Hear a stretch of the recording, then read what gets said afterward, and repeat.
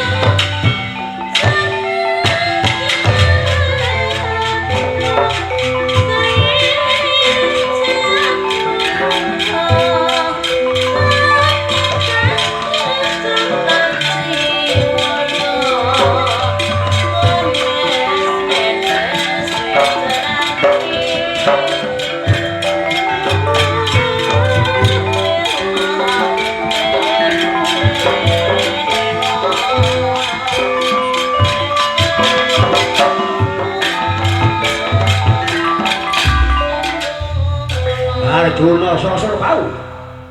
Siramu iku ngendikamu ora kena dipercaya babar pisan ya kok. Siramu mantun wis kancik ana ing negaramu dong-dongane dong. Bojomu Citrawati tak jaluk. Kok tinggal mertopo kon. Ya siramu ora kersa gugur tapamu tak keprok. Lan pusaka wah mati tanganmu. Bosomu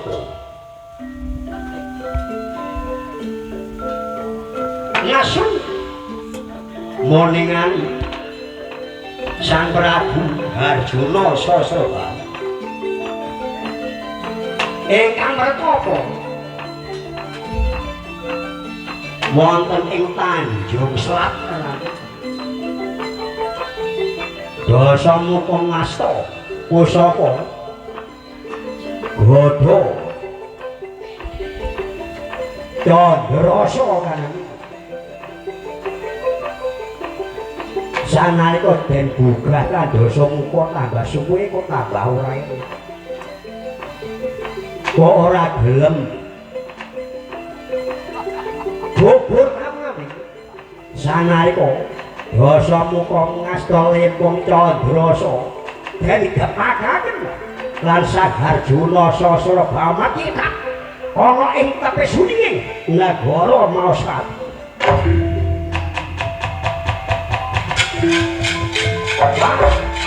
Ora gelem gugur ya kok. Tak keprok lan pusaka.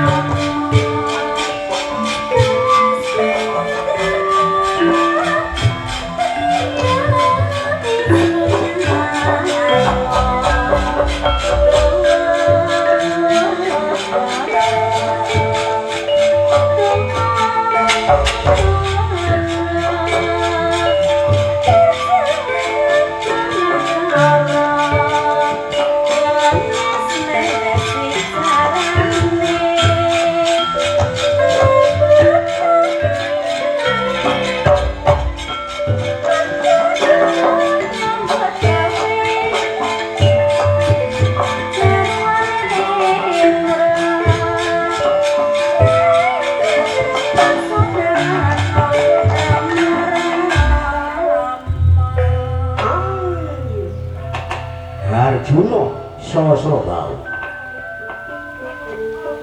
sinaran den gebak kan pusaka lempung candrasa macetat ana ing tepis swiringing negara Masaki ratuing Sang Prabu Harjuna Sasrabahu boten kiyat ngempet gawa amarah saking gedene amarah sumerambah dhateng angga meyak suping gajah oling ger dados kanaling Sasrabahu mandeng dhateng Dasamuka dan ajar wong ajar Rajamaya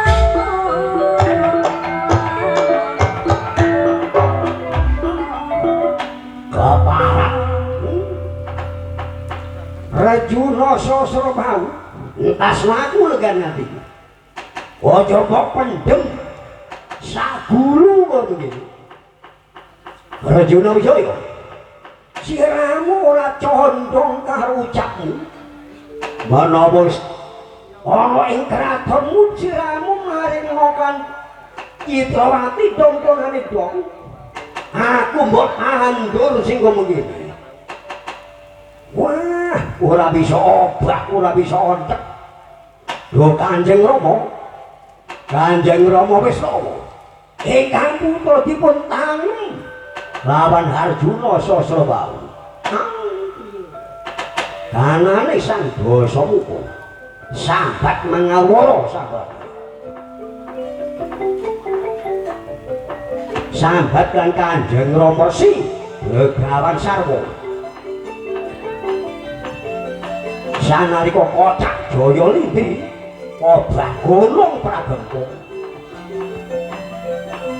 gunung Yus Goro Kocak jagat weteng ngakak gonjang Kanjeng ana ing Dempo Pertapan Gajah Mungkur sinten ingkang cumprot saking Dirgantara Resi Begawan Sarwa ayo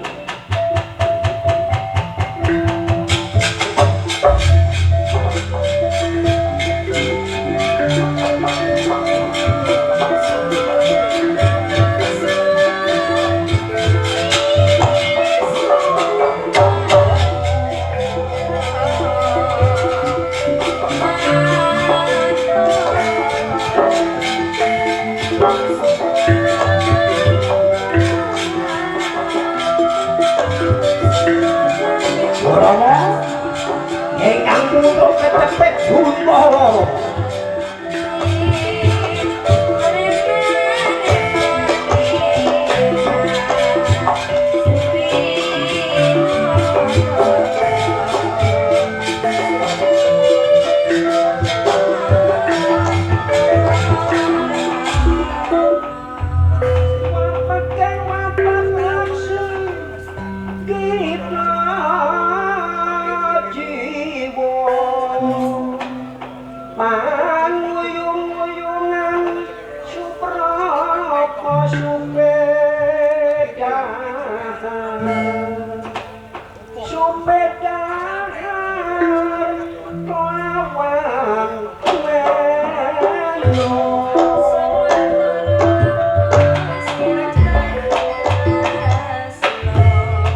Kanjeng Rama ingkang putra kecepet Buntoro kula mboten saged obah mboten saged ontek panjenengan tulungi Rama ingkang putra Kanjeng Rama bakal wis rawa iya anak ulun putraku Dasamuka siramu pancen beguguk muta waton bondang sing tanpa srati kena apa nak siramu kok banjur kecepit Buntoro ora ngayu to kalian Rejuna Sasrabahu inggih Rejuna Wijaya Rama sing dadi luputmu apa nak ora mboten apa sing luput menika Arjuna Sasrabahu Rama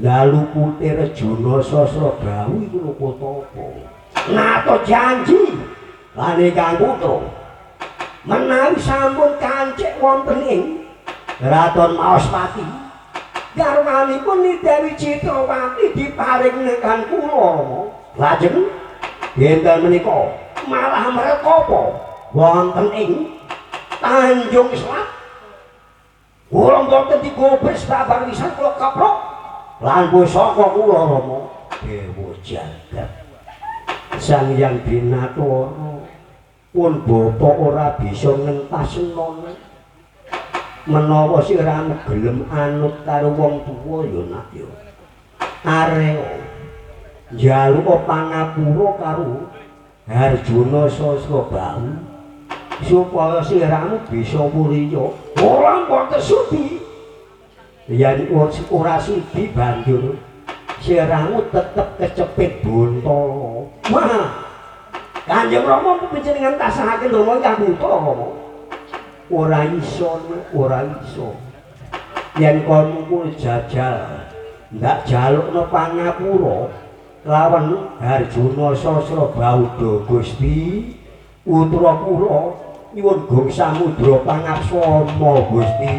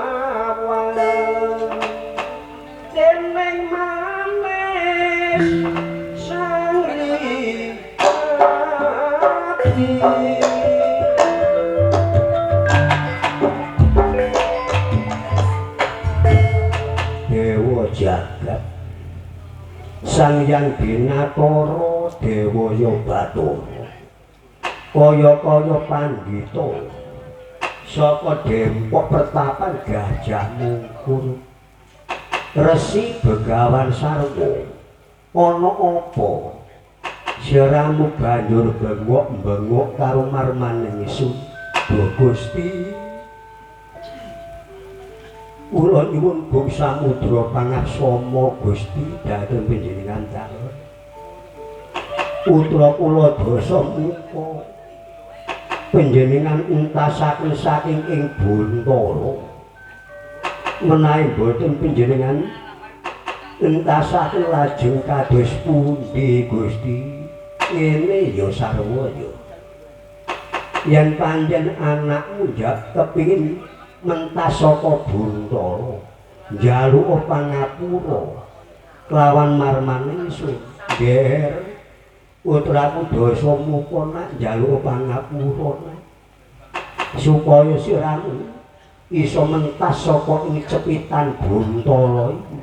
Wone nggih Kanjeng Rama. Lho Gusti. Kula nyuwun gong samudra pangaksama kuwi. Kula nyuwun gong samudra pangaksama. Iya Dasa Muka ya tak sepura dosamu. Nanging siramu kudu tumindak sing becik maneh ya. Aja kok nglakar gugu nafsumu dhewe. Mundak-mundak balik siramu ora bisa. Walsa cepitan Buntara. Yen kowe mengkono Dasa Muka, asamu saka dhuwur lemah baliya menyang ing dhuwure Buntara. Mandi ucape Sang Prabu Harjuna Sasra Bauda.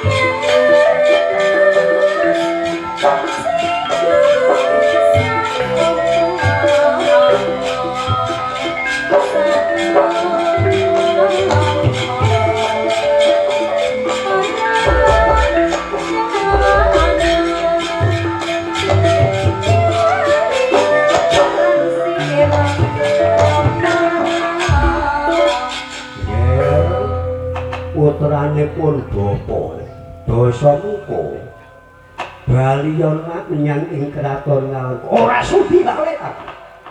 Waton orang boyong yaiku nek Dewi Citrawati arep mati ya Bromo kok becik wong tuwa kok diapurane kok ngono ora nulungi anane putu dong-dongane dong gawe range anakmu Dasamuka nganti njaluk pangapura yen siramu iso anakmu aku tak yaiku mangkat menyang guruku wah Kanjeng Rama Sumainoto wah kados pundi kok kados ngaten niku Rama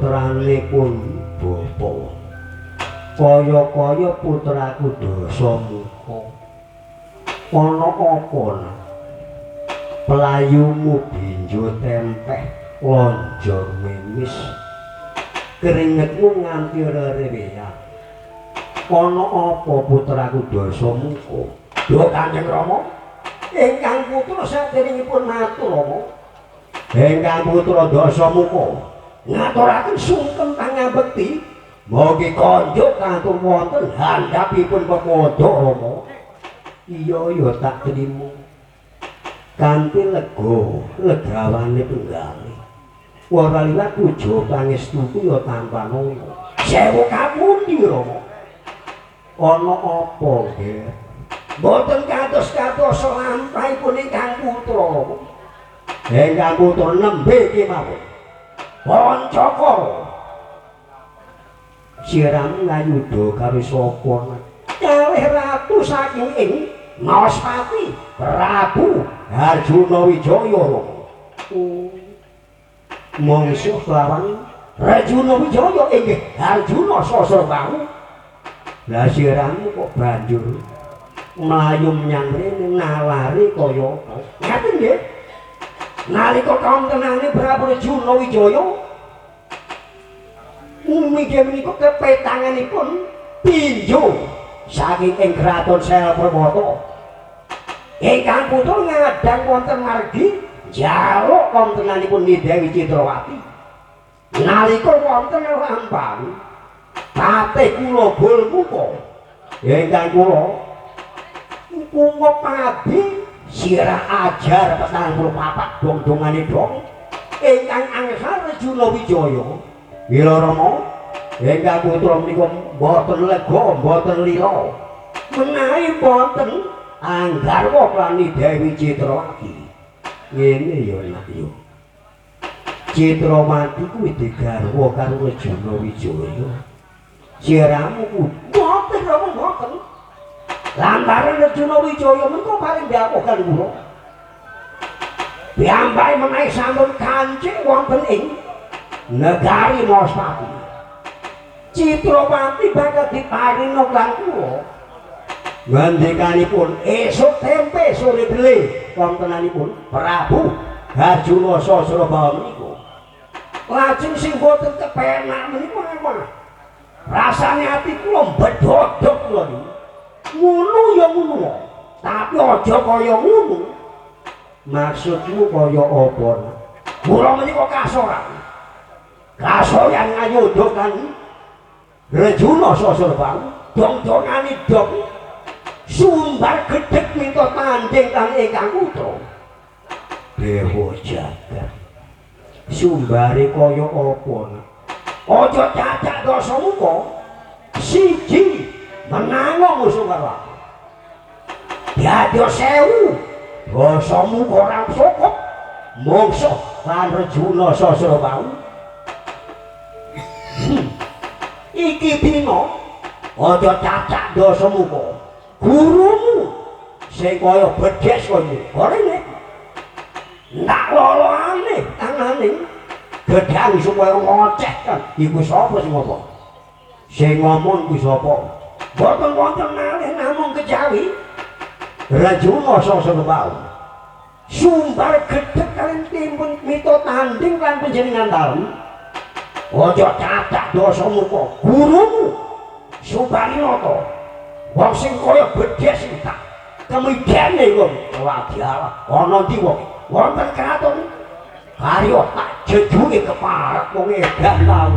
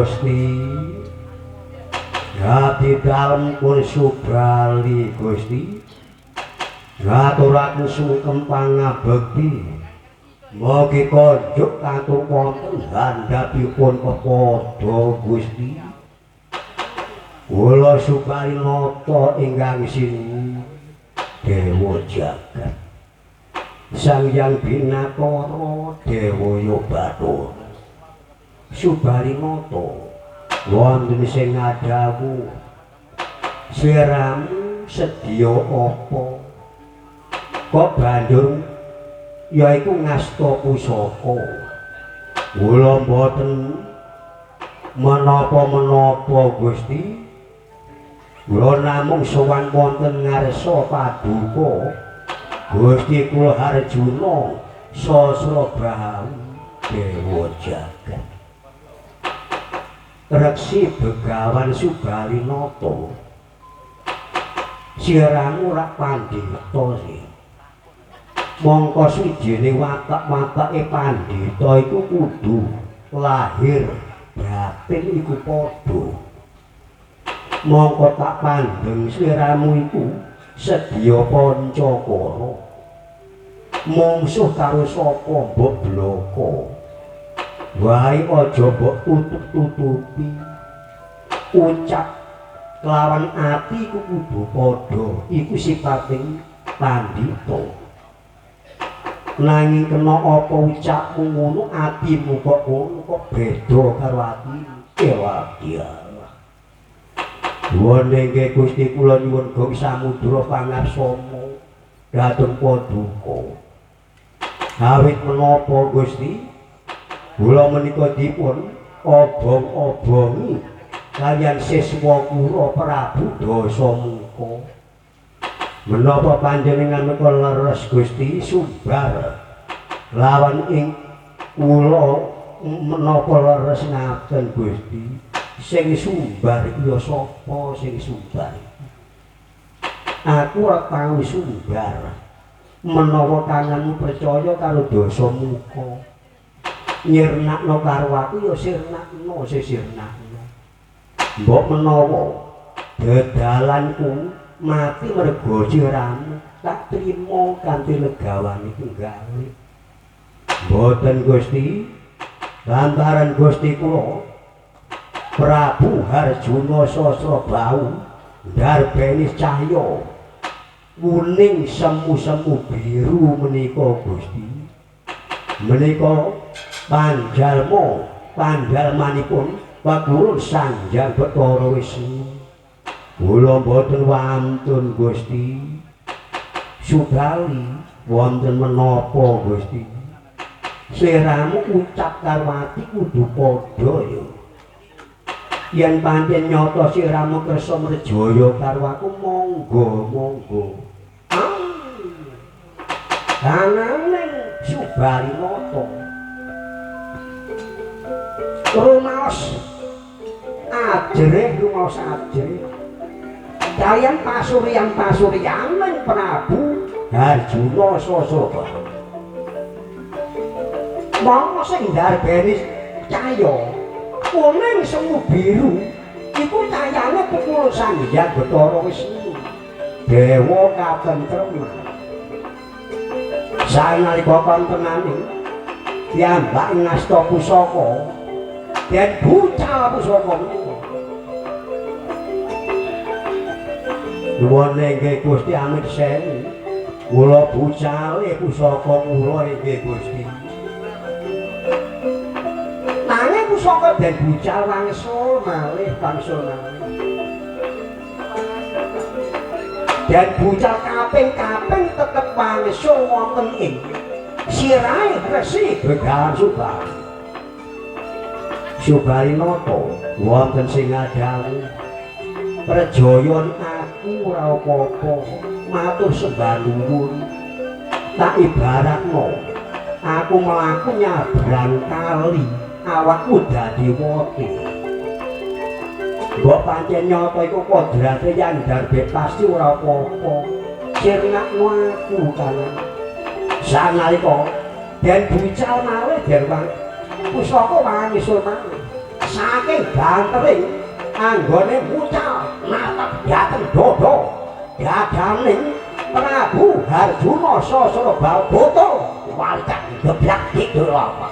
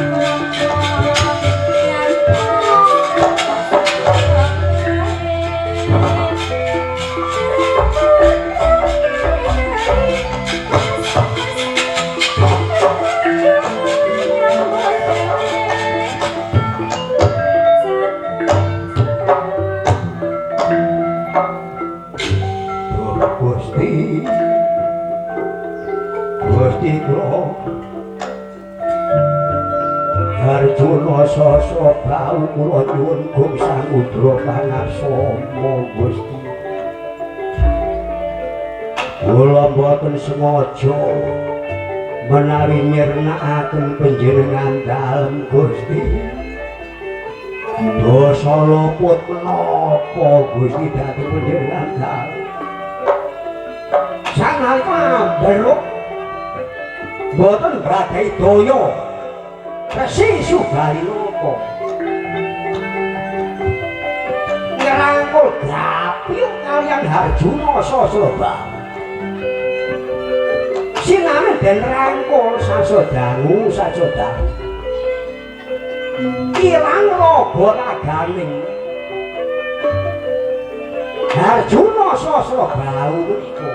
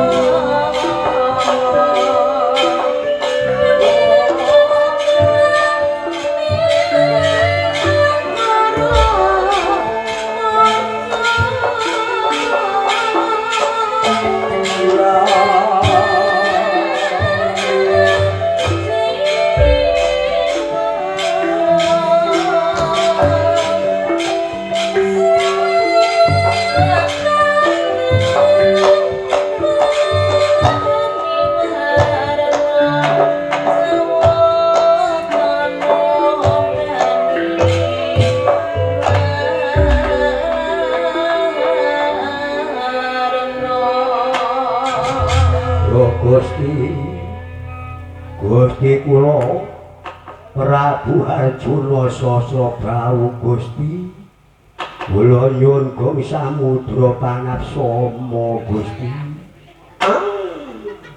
Subarinata boten mangertosi menawi raga ragane Sang Prabu Harjuna Sasrabahu nglangit wonten ing kasuwargan moningan icaling raga ragane Sang Prabu Harjuna Sasrabahu kaget sangalika Resi Begawan Subarinata bayo.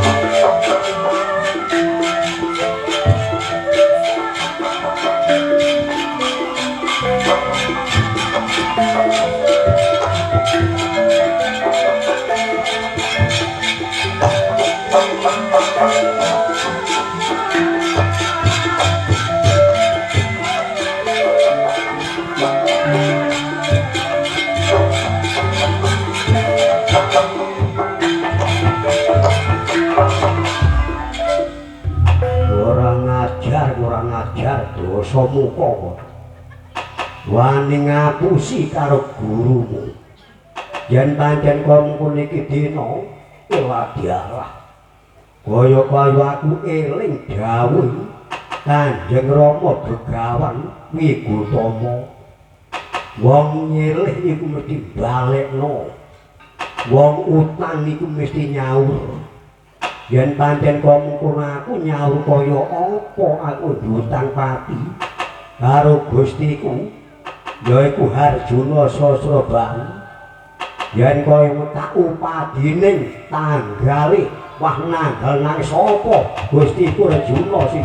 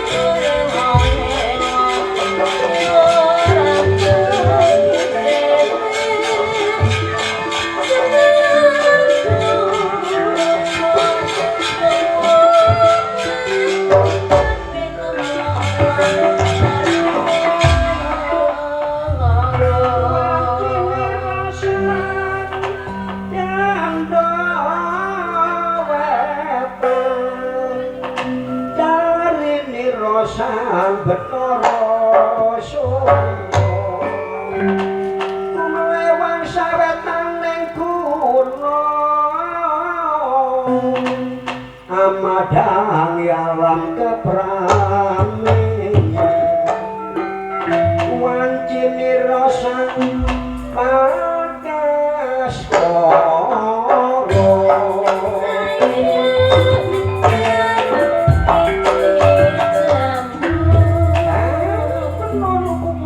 lajeng mawon Ndara wonten kraton Sela Permata wonten bapak menawa niku dosa muka niku pun boten ngengeti napa-napa ndolek sampean tok.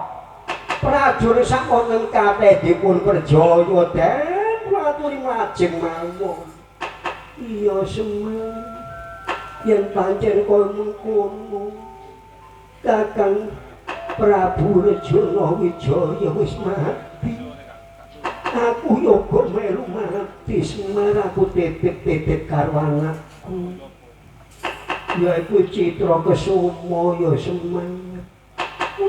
Aku yo kok uga kaya ngono Kakang Badarnaya. Aku Sri Nabi. Bayi iki gawonen ya. Aku titip-titip karo bayiku. Tinimbang aku urip karo mati Semar. Ye Dewi Citrawati. Mangertosi ingkang garwa sampun praktek lelo. Sri Nabi ugi ngantel. Sumadya mlajeng dhateng kananing Kraton Sela Permata. Mun senjata pitulungan dhateng Kanjeng Rama. Boten kenging wasa ngamong tuwa. Sanalika wonten margi den sundep kadodene pusaka Dwi Ligan madhep dhateng ing Angga praktek lelo. Ni Dewi Citrawati lan Sri Dewi Sri Nadi Beo.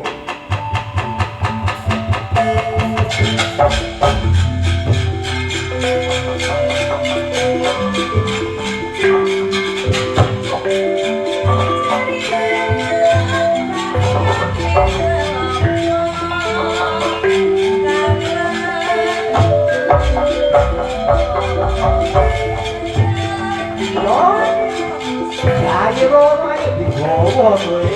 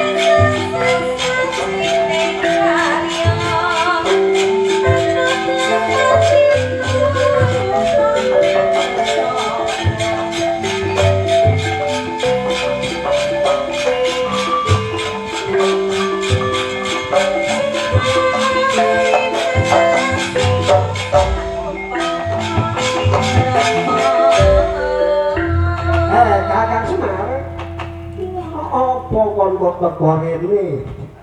Nrada, aja kuwatir. Konang jaban bayi, putra-putrane Citrawati, jan mlayu. Yaiku supaya slamet tananing putrane Citrawati, Citra Kesuma iku. Lah banjur iki ya apa bau seno? Bau seno tak kanggo wiji besok ing tembe. Ana tak gawane ana kancangan jongkene sapa? Menawa wis dewasa tak done ana Capada ben babat alas, yaiku alas ingas besok ing tembe kan niku.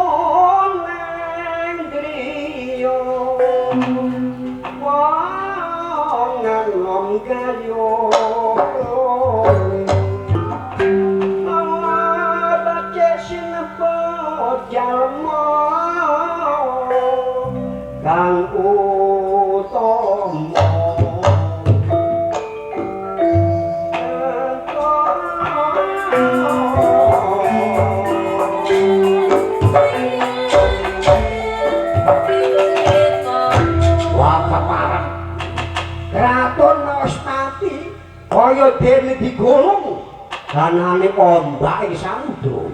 Kaya ora ana suwijining kraton. Iki mlayu nang ndi Citrawati? Wah, mlayu menyang ing wong tuamu. Ana kraton Sela Perwata tak obar aben wah kurang ajar.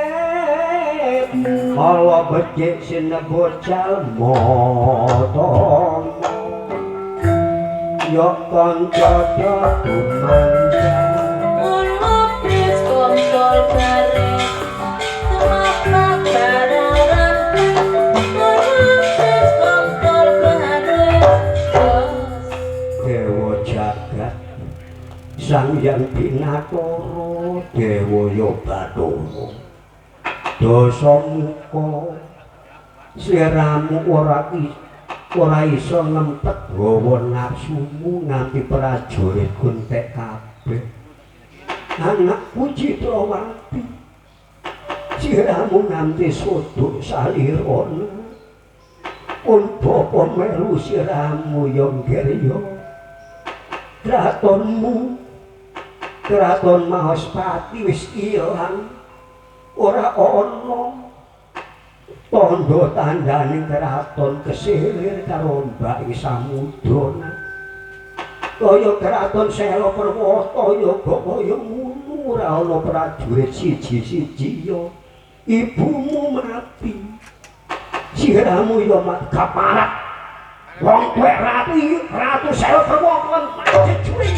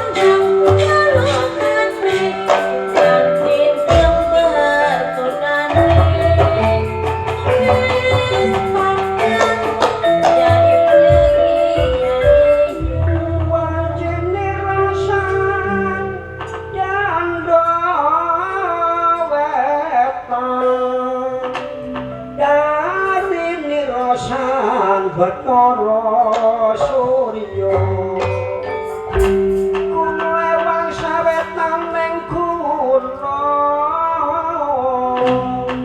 amadang alam keprameya wancine rasa bagas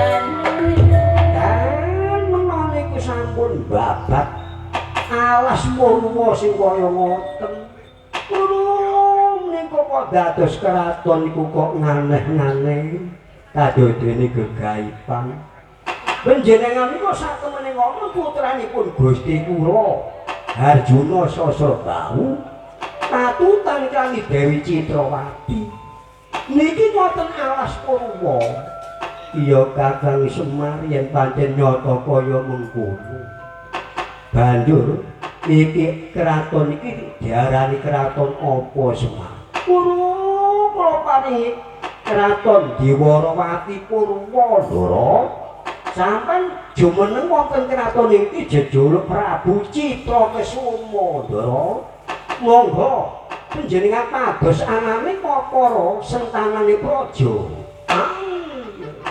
danane Prabu Citrakesumandara sampun babat wana ingkang dinebonake wana alas Purwa anangika dan asmane Diwarawati Purwa jejuluke Sang Prabu Citrakesuma asmanipun atmaja atmajaning inggih menika Prabu Harjuna Sasrabahu patutan kali Dewi Citrawati lah dening putra-putrane Prabu Harjuna Sasrabahu patutan meni Dewi Sri Nabi menika dipun beto anane Dewa ing Suraya benjang ing Kembe dan andhapaken wonten Ngrecapada jejuluking Resi Begawan Bausena nerusaken babak ananing awas ingas ing tembe wuri sanalika kontonane lelampah menika ketingal sampun langkung anggone jenjem ayem wonten ing kraton Dwarawati Purwa jejuluk Sang Prabu Citrakesuma ketiseran Tirta Pratandha kaya ana Andrawina bojana panutupe kekayon